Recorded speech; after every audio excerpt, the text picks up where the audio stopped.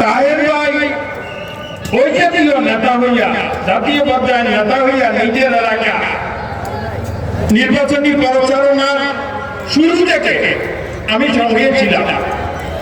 চট্টগ্রামের এক প্রান্ত থেকে এক প্রান্ত ঘুরে বেড়াচ্ছে। চট্টগ্রামের মানুষ শিক্ষিত, সচেতন এবং বাংলাদেশের মধ্যে চট্টগ্রামের একটা গৌরব ঐতিহ্য আছে। আমরা মনে করি যদি তাহের ভাইকে 12 তারিখে আমরা এখানে নির্বাচিত করতে না পারি, তাহলে আমরা নিজেদেরকে নিজেদের মূর্খতার পরিচয় সারা বাংলাদেশে তুলে দেব। আশা করি আমরা আমাদের গৌরবের ইতিহাসকে সমুন্নত রাখার জন্য জাতীয় নেতা, বাংলাদেশের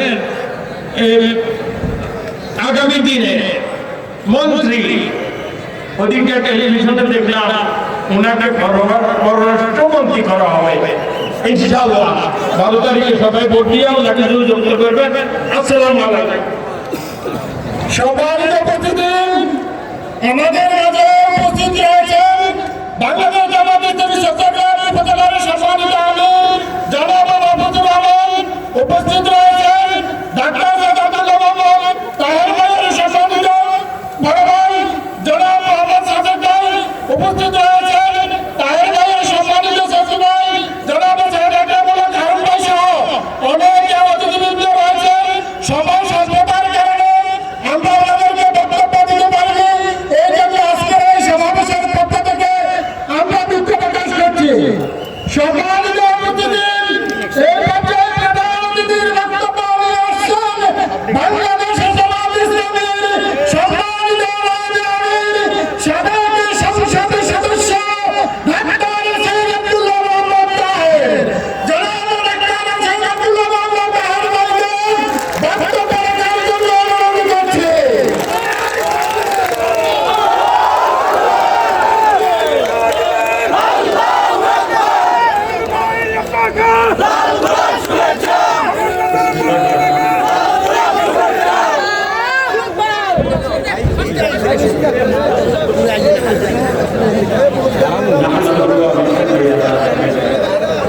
মাননীয় সভাপতি, উপস্থিত নেতৃবৃন্দ, আমার এলাকার প্রাণীয় এবং সক্রিয় ভাইরা, আসসালামু আলাইকুম ওয়া রাহমাতুল্লাহি ওয়া বারাকাতুহু।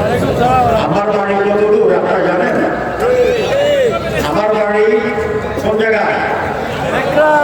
এখান থেকে মাত্র 1.5 মাইল দূরে, ঠিক আছে?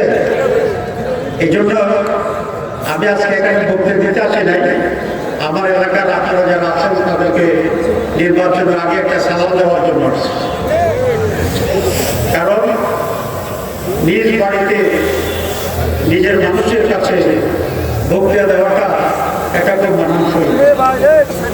আপনারা জানেন বাংলাদেশে এখন 2 ধারায় রাজনীতি চলছে। একই ধারা হচ্ছে প্রগতির ধারা, নতুন বাংলাদেশ গড়ার ধারা, দুর্নীতিমুক্ত বাংলাদেশ গড়ার ধারা। আরেকটি হচ্ছে অতীতের যে রাজনীতি ছিল, দুর্নীতির রাজনীতি এবং মানুষ শোষণের যে রাজনীতি, সেই ধারা চলছে। প্রথম যে ধারাটি, সেটাই এখন শক্তিশালী। আমাদের চেয়ারম্যান কাসেম সাহেব বলেছেন আমাদের 11 জনের মধ্যে ইসলামপন্থীরা আছে, 71-এর বীর মুক্তিযোদ্ধা ওলিয়ামার সাহেব আছেন এবং জুলাই বিপ্লবের যারা নায়ক তাদের সংগঠন এনসিপি আছে।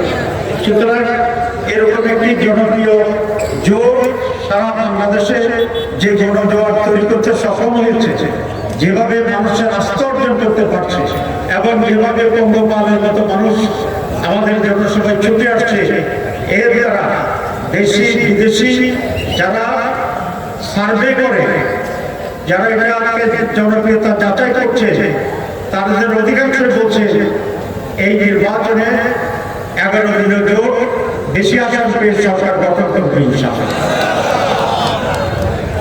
এবং প্রতিদিনই আমাদের সেই সম্ভাবনা বাড়ছে। যদি সরকার গঠিত হয় আর আমাদের ছেলেকে যদি আপনারা নির্বাচিত করেন, তাহলে সরকারের আমার একটা ভূমিকা থাকবে কিনা ইনশাল্লাহ একটা ভূমিকা আমার থাকবে।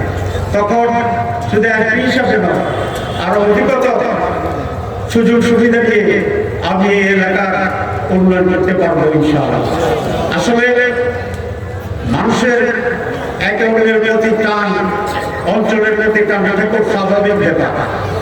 আমি একবার আফ্রিকা মহাদেশের দেশ সুদানে গিয়েছিলাম একটি সেমিনারে যোগ দেওয়ার।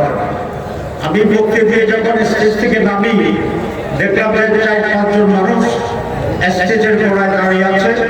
তাদেরকে দেখে মনে হলো চায়না অথবা ফিলিপিন, ব্যাংককের মতো চেহারা। আমি নামার পরেই তারা আমার সাথে হ্যান্ডশেক করলো এবং বললো যে আমরা আপনার সাথে দেখা করার জন্য এখানে জড়ো হয়েছি। আমরা যে কেন আপনাদের সাথে সম্পর্ক, বললো যে আমরা এশিয়া মহাদেশের ব্যাংকক, চায়না, সিঙ্গাপুর, এগুলো কোথায়? এশিয়াতে। আর আমি মিটিং করতে গেছি আফ্রিকা এবং মহাদেশে। তো বললো যে আপনি আফ্রিকার মহাদেশে আসছেন, আমরা এশিয়া মহাদেশের লোক মানে আমরা আপনারা এক মহাদেশের লোক, আপনি আমাদের নিজস্ব লোক। তাহলে একটা মহাদেশের লোক নিজস্ব লোক মনে করে সেখানে সাক্ষাৎ করতে আসছে। এটা একটা আমার সাথে বাস্তব ঘটনা। সুতরাং আজকে যখন আমি জগন্নাথে আসছি, যখন আমি গুণবতীতে যাই, যখন আমি আলপোরা যাই, তখন এটা আমার মনে হয় যে আমি আমার জায়গায় আসছি, আমার বাড়িতে আসছি। আবার যখন আমরা কুমিল্লাকার সাথে দেখা হয়, তখন যদি চট্টগ্রামের লোক পাই তো মনে হয় এটা আমার। সুতরাং সেই আপনাদের এলাকার অঞ্চলের সে অধিকারের দাবিতে আমি চাই এই এলাকার নারী পুরুষ দল মত নির্বিশেষে সকলেই এবার ঐক্যবদ্ধ হয়ে আপনারা দাঁড়ায় বলতে দেবেন। আমি যখন পাশে পড়ছি, আজকে সভাপতি ম্যানেজার সাহেব বলছে যে এখানে আপনার ব্যাপক জনপ্রিয়তা আছে, আপনি ফার্স্ট হবেন। আমি শুনে খুশি হয়েছি, কিন্তু সন্তুষ্ট হতে পারি নাই। কারণ এখানে ফার্স্ট হলেই তো আমার পোষাবে না, এখানে 100 ভাগ লোকের ভোট আমাকে পাইতে হবে। আপনাকে 100 ভাগের জন্য রাজি আছেন? আরো জোর রাত করে দেবে ইনশাআল্লাহ।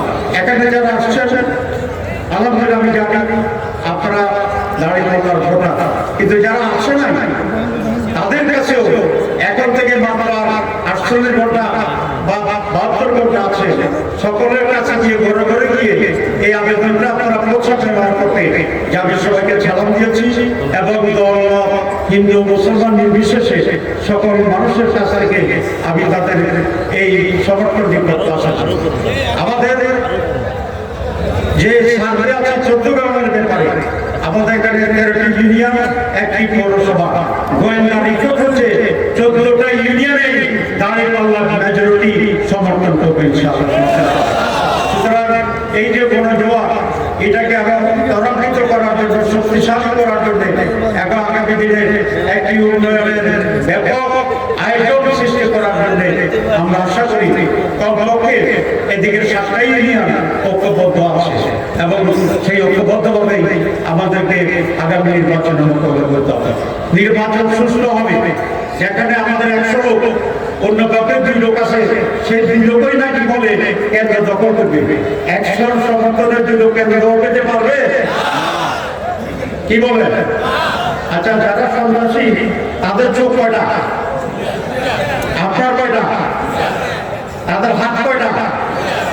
আপনার কয়টা? তো তাহলে যদি আমাদেরও 2 হাত, তাদেরও 2 হাত, দেখি যাদের 2 হাত একটু দেখা আছে, 2 হাত, পা কয়টা? দেখাতে পারবেন? পা দেখাতে পারবেন না? আচ্ছা, পা দেখাতে পারবেন না। আমি এই জন্য বলছি সন্ত্রাসীরা খুবই দুর্বল। তারা যখন মনে করবে যে আজকে একটা পিঠা খাবে, কি পিঠা? জি, তাহলে ওরা সন্ত্রাস করতে সাহস করবে না, ঠিক আছে? আর সন্ত্রাসীরা যদি মনে করে যে ইন্ডিয়ার কি বলে এগুলো বিয়েতে ইন্ডিয়া পাসপোর্টে আপনার জড়িয়ে পালিয়ে যাবে, তাহলে একটা সন্ত্রাসী তো 1000 লোককে দমন করার জন্য যথেষ্ট হয়, ঠিক আছে? আপনি ইন্ডিয়ান হাজির আওয়াজে ভয় পাবেন?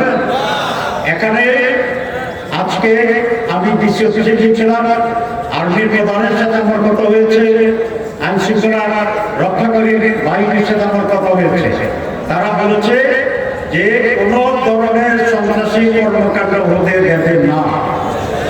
তাদের কাছে রিপোর্ট আছে কেউ কেউ সন্ত্রাস করতে চাইলে, এবং তারা বলছে যে সেরকম পরিস্থিতি হলে তাদের খবর করে দেবে ইনশাআল্লাহ। সুতরাং কোনো ধরনের সন্দেহ ছাড়া, কোনো ধরনের মানসিক দুর্বলতা ছাড়া আপনারা ভোরবেলায় ফজরের আগে প্রতিবেদন আসছে যে জামাতের লোকেরা তো ফজরের আগে আছে কেন দখল করে ফেলবে। আমরা দখল করবো না, কেন আমরা উপস্থিত থাকবো। কি বলেন?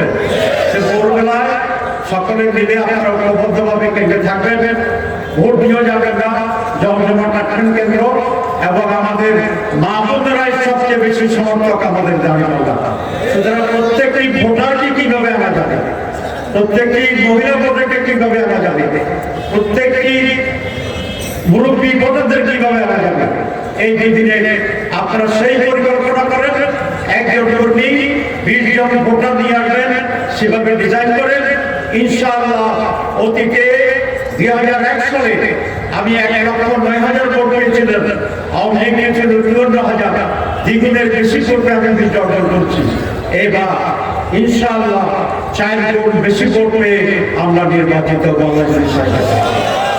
সেই জন্য দরকার হচ্ছে একটি গণজোয়ারের মাধ্যমে আপনারা ঐক্যবদ্ধভাবে ভোটের দিন ভূমিকা পালন করবেন। আপনাদের সবাইকে ধন্যবাদ। আসসালামু আলাইকুম ওয়া রাহমাতুল্লাহি ওয়া বারাকাতুহু।